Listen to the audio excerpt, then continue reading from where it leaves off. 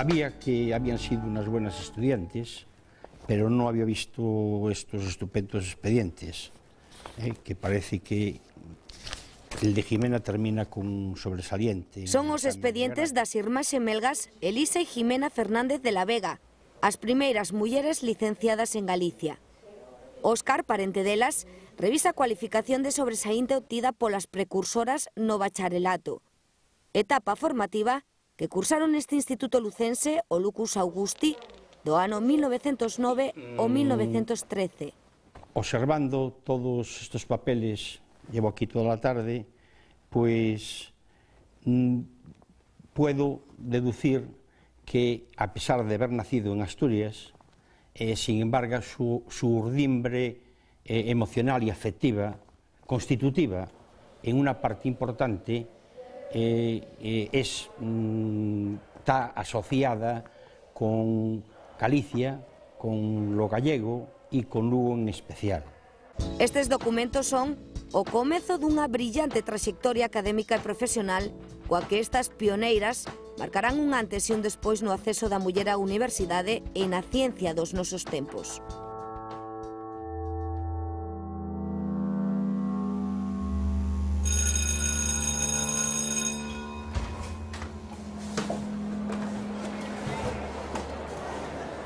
Ricardo Gurriarán percorre máis de 100 anos despois o mesmo corredor polo que pasaban as irmáns Fernández de la Vega na súa etapa formativa no Lucus Augusti. O instituto ocupou este edificio, hoxe da Deputación de Lugo, entre os anos 1872 e 1950. Gurriarán é catedrático na Universidade de Santiago e o primeiro que investigou sobre as primeiras universitarias galegas en matricularse na Facultade de Medicina. Fano poucos anos despois a aprobación do Real Decreto do 8 de marzo de 1910, no que se autoriza por primeira vez en España a matriculación de alumnas nas universidades. Inda que previamente, nos anos anteriores, finais do 19, hubo xente que con orde expresa e refrendo do Ministerio de Fomento permitiron a algunha muller entrar, outras entraron disfrazadas de homes. En Santiago, pois, a chegada destas mulleres supuxo unha convulsión a nivel institucional. E é que só 3 anos antes, a universidade era un territorio vedado para a muller, considerada todavía, a principios do século XX, reproductora de fillos e valorada por ser boa esposa e ama de casa. O peche das fronteiras desde Felipe II a mitade do XVI ao coñecemento e ao exterior de ida e de volta tamén influiu notablemente nesta marxinalidade.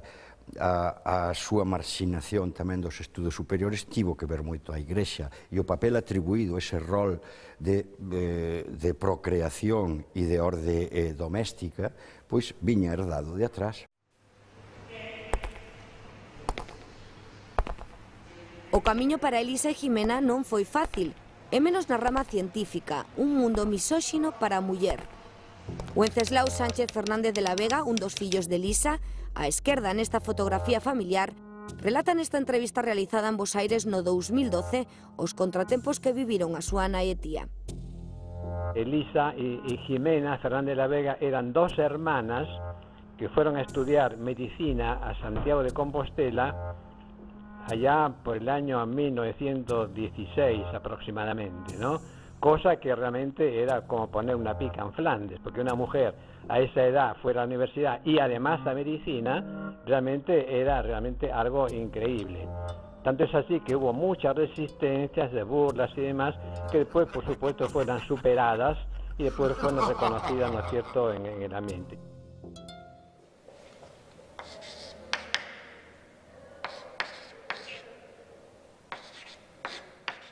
As xemelgas eran extrañas naquel ambiente predominado polo xénero masculino. Por ser mulleres foron increpadas, marxinadas, humilladas por compañeiros e profesores. A sensación é realmente de acoso o que se chamaríamos. Nunha cosa non solamente por parte dos seus compañeros estudantes, sino tamén incluso por parte de profesorado da propia Facultade de Medicina, que nos casos di cousas que fan reírse aos seus compañeros masculinos, ou noutros casos directamente lles impide o acceso ás aulas, porque, por exemplo, o profesor de anatomía decía que non se debía permitir que as mulleres viran un corpo de home desnudo, non? Pues uno de los profesores, pues no solo los bedeles y los alumnos, sino que incluso el profesorado también las ninguneaba, e incluso, volviendo a esto de anatomía, pues dijo una inconveniencia, ¿no? Y ellas se levantaron, se fueron para su casa, enviaron una carta diciendo que se les examinase por libre, que no volvían allí y tal.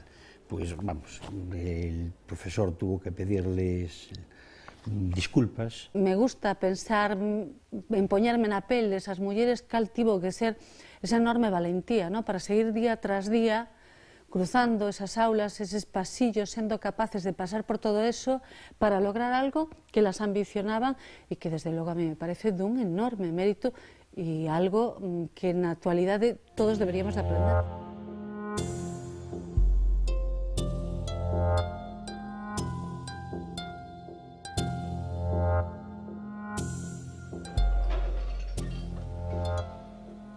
Pese aos obstáculos, as irmás Fernández de la Vega non se amedrentan, seguen adiante cos seus estudos de medicina e responden coa mellor poción aos seus atacantes.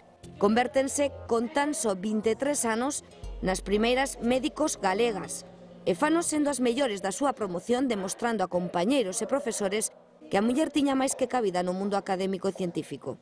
Conseguiron ir sendo as primeiras en todo, vamos a ver, o seu expediente no bacharelato fantástico, logo consiguen rematar o grao con sobresaínte, consiguen levar a Cruz de Alfonso XIII por méritos académicos, consiguen ademais, dispois, unha delas, o premio extraordinario fin de carreira, é dicir, van conseguindo todos os logros, tamén porque eu considero que nese momento elas o teñen moi claro.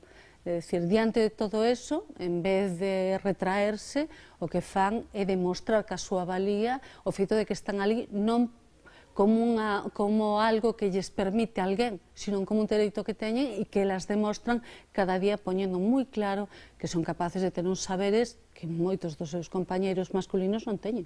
Foron das primeiras, xunto con Olimpia Valencia, outra médica de Vigo, as primeiras mulleres que, de algún xeito, nun foro absolutamente masculino como era a clase médica, irrumpiron de forma brillante, con achegas científicas de recoñecido mérito. 2 anos despois, Elisa e Jimena doutóranse en Madrid. Al terminar la tesis doctoral, pues cogen dos rumbos totalmente distintos. Digamos que Jimena se orienta a la investigación y concretamente a la genética, y Elisa se casa con un gallego ilustre, con Gumersindo Sánchez Guisande, que fue una persona, fue uno de los redactores del Estatuto Gallego, persona que se tuvo que exiliar y que embalsamó a Castelao.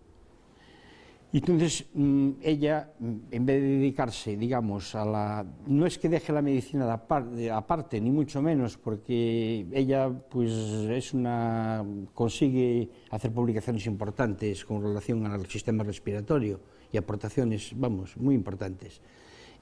No es que se aparte de la medicina, pero se dedica un poquitín ya a cosas mucho más humanitarias, ¿no? Incluso crea un centro de indigentes, e dá conferencias por toda España. Elisa morre moi nova, de aí que a súa traxectoria quedase algo truncada. Desgraciadamente, de Elisa termina pronto porque ella se autodiagnostica una neumonía típica y fallece con 38 años en el año 1933. A Xunta para a Ampliación de Estudos de principios do século XX concedeu pensións a unhas 50 mulleres para estudar en Alemaña. Unha delas foi para Jimena.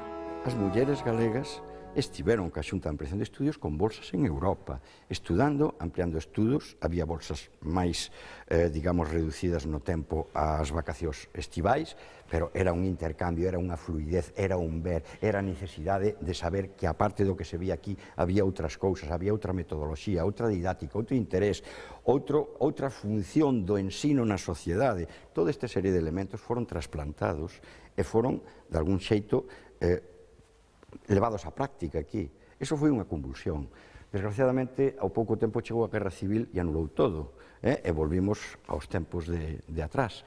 Aínda está por ver que é moi difícil facer unha estimación do que hubiera sido a Xunta para a Ampliación de Estudios se non hubiera habido Guerra Civil e cal sería a realidade, e que probablemente a Universidade de Santiago hubiera sido das universidades periféricas máis importantes, quitando Barcelona. Na súa estadía en Europa, Jimena dedícase fundamentalmente á investigación sobre a herdanza mendeliana, incorporando ideas e técnicas que serán fundamentais no estudo da xenética en España. Da Xunta para a Ampliación de Estudios non chegaron a 2000 os que saíron e as que saíron fora, pero eses 2000 multiplicaron o efecto do seu coñecemento e do seu saber fora dunha forma exponencial.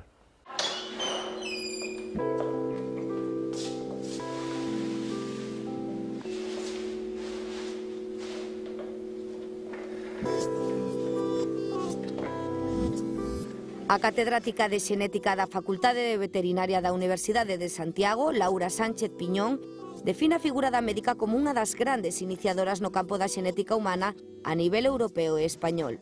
Jimena trabajó con importantes científicos de la época que se dedicaban a la genética y en concreto pues, a la genética humana. En los años 20 hay un gran movimiento en toda Europa a raíz de los redescubrimientos de los trabajos de Mendel. Mendel es el que sienta las bases de la genética y los primeros experimentos que se realizan a principios de siglo pues se realizan con especies animales, especies vegetales. Trabajó en cosas muy punteras, estudió pues la herencia de algunos caracteres humanos. También en Alemania participó pues, en lo que era el movimiento eugenésico, que hoy, claro, no tiene, hoy lo vemos con otra perspectiva, pero a principios de siglo y con el poco conocimiento que había de la genética, era mucho más entendible, ¿no? que se pudiera participar de ese conocimiento. Jimena traballa cos prestixiosos Novoa Santos e Gregorio Marañón, médicos e fisiólogos referentes na época e na historia do noso país. España y el mundo lamentan la pérdida irreparable del doctor don Gregorio Marañón, a quien aquí evocamos y podemos contemplar en su gabinete de trabajo, que conoció arduas horas de labor y meditación de la figura ilustre, hombre de ciencia, escritor extraordinario y gran historiador. Paradójicamente tiene fama de ser algo misógino y se va a demostrar de que con estas personas al menos no lo fue, porque las promocionó, las ayudó. De feito, Marañón descríbase a Jimena no prólogo do seu libro La herencia patológica en la especie humana de 1975. Es gallega y con esto quiere decirse que es aguda, inteligente y poco dada a llevarse de arrebatos imaginativos. Cualidades todas excepcionales para el cultivo de las ciencias. Jimena é nomeada directora do primeiro laboratorio en Madrid en xenética humana dependente da Cátedra de Patoloxía de Novoa Santos. Era o ano 1933. Foi a súa última etapa no campo da investigación. Después, cuando Jimena regresa a España, se funda un laboratorio de genética, en concreto en Madrid, que fue el primero de genética humana y a ella se le nombra directora. Pero también por motivo de la guerra el laboratorio nunca fue dotado pues de material, de apoyo económico y realmente no fue un laboratorio que luego hizo investigación, sino que quedó como una sección de asesoramiento, de estudio, pero no de laboratorio, de trabajo, de investigación. Entonces ella después no se dedica a la investigación. Cuando se monta este laboratorio del cual era la responsable, pero hace algunos estudios, pero ahí acaba un pouco su labor investigadora. Dada a mala situación da investigación, a finais dos 40, Ximena decide empezar a traballar no campo da hidroloxía. Saca as oposicións a médico de balneario e escollo de Guitiriz porque a súa nai, da que se fai cargo por enfermidade, sentabanlle moi ben as augas deste centro. Convértese así na primeira directora dun balneario en España. Muerta su madre, pues pasa al balneario de Cestona y Sotomayor, en Cáceres, Cestona en Guipúzcoa y finalmente en Lajarón, que es donde se jubila.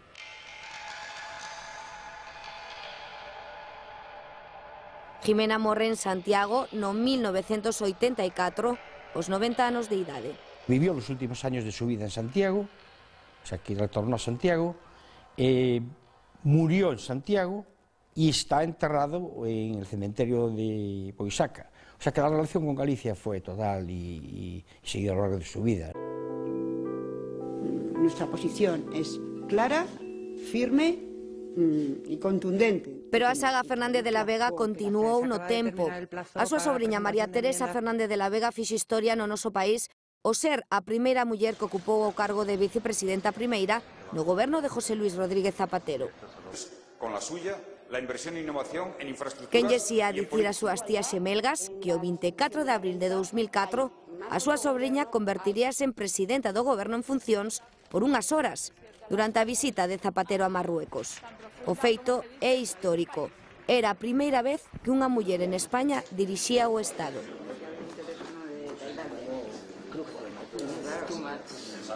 En verbas da propia María Teresa, na súa vida laboral e persoal, sempre tivo moi en conta o exemplo das súas tías. Por lo que contaba María Teresa Fernández de la Vega es que había sido un modelo muy importante en su vida. Ver una mujer que había hecho todo aquello, que había ido por medio mundo, que hablaba un montón de idiomas. O sea, si ahora tiene valor el hacer ciencia, de aquellas tenía mucho más. A ela chegar aos altos cumios folle máis fácil, grazas ao tesón de mulleres como as súas tías, as que abriron o camiño ás que viñemos detrás. O cambio que supuxo como era visto a irrupción da Facultade de Ciencias 3 anos despois de marchar estas mulleres de ali, onde no ano 33-34, no curso 33-34, o 50% prácticamente eran homes e o 50% eran mulleres, eso se debe a elas. Eso se debe a rachar, a ser un fito e unha referencia importantísima na sociedade da época e ter aberto o camiño para as que viñeron detrás que non tardaron tanto. Grazas á valentía e arroxo destas mulleres nos últimos anos a incorporación da muller ao sistema educativo é pleno. Na actualidade, un 55% dos estudantes que inician unha licenciatura son mulleres e tamén son elas as que obteñen mellores cualificacións. Non obstante, no momento que toca incorporarse ao mercado laboral, a primacía masculina dá volta dramáticamente aos resultados. Ves todas as que se gradúan e ves un montón de mulleres. Ves as que chegan a doutorarse e xa ves menos mulleres. Ves as que chegan a titulares e xa vas vendo menos mulleres. E xa de aí para cátedras en adiante, cada vez menos e menos. Por lo tanto, ainda queda moito camiño por recorrer. Ángela Bugallo foi unha das 3 investigadoras que rescataron do esquecemento as primeiras licenciadas para realizar a súa biografía con motivo do 5º centenario da Universidade de Santiago. Houve que esperar hasta 1996 para que unha muller por primeira vez tuvera unha homenaxe, fora realmente ocupar o lugar que lle correspondía dentro da Universidade de Santiago. Eso nos dá unha idea, bueno, de que o recoñecemento chegou moi tardíamente e que ademais debe ser moito maior do que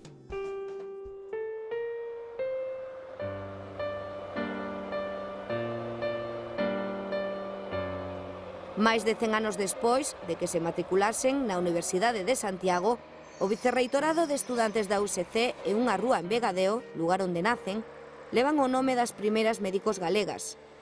É xusto o recoñecemento que recibiron ao longo da historia estas médicos? Sería distinto se fosen homes?